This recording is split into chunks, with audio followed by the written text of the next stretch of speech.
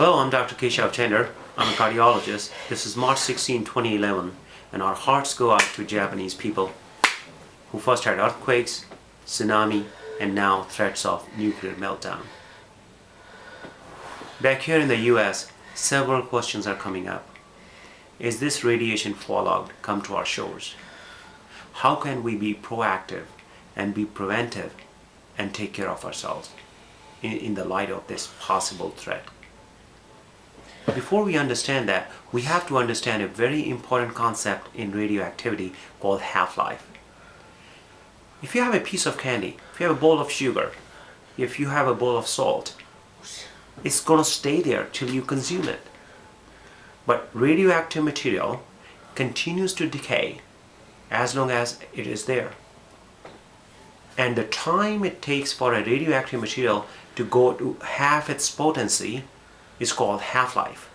And different radioactive materials have different half-life. This is a very important concept.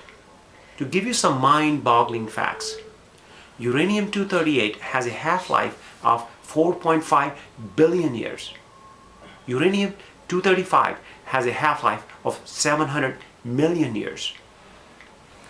And this is the kind of material that scientists have used to date the Earth. That is how scientists believe that Earth is billions of years old. As far as I have read, in Japanese nuclear fallout, the materials that have been released are like cesium, for example, which has a half-life of 70 days. Iodine, which has a half-life of 59 days. So the reason it is important is that it is going to really depend on how many days, if it is going to happen, how long it is going to take for that nuclear material to come from Japan to the US shores. Because longer it takes, lesser the potency this radioactive material has. And the best way to monitor that is going to be to see the background radioactivity in the neighboring countries, neighboring to Japan, and also to see and monitor the background activity on the western shores of the US.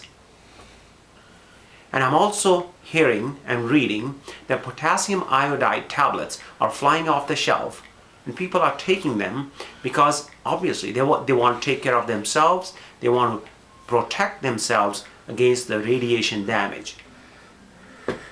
The way the potassium iodide works is this. Thyroid needs iodine as a raw material for production of hormones.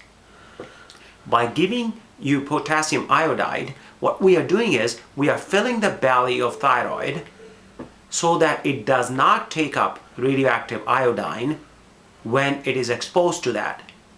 So that radioactive iodine does not get to go to our thyroid and hence cause cancer down the line. However, potassium iodide cannot protect us against all the ill effects of radioactivity. At this point of time, in my personal opinion, I think whether we like it or not, down here in US, it will have to be a wait and watch game. We'll have to see how the radioactivity, if any, increases in the US. And that will be the way to do it. I'm Dr. Chander. My toll-free number is 1-888-7-CHANDER, 1-888-724-2633.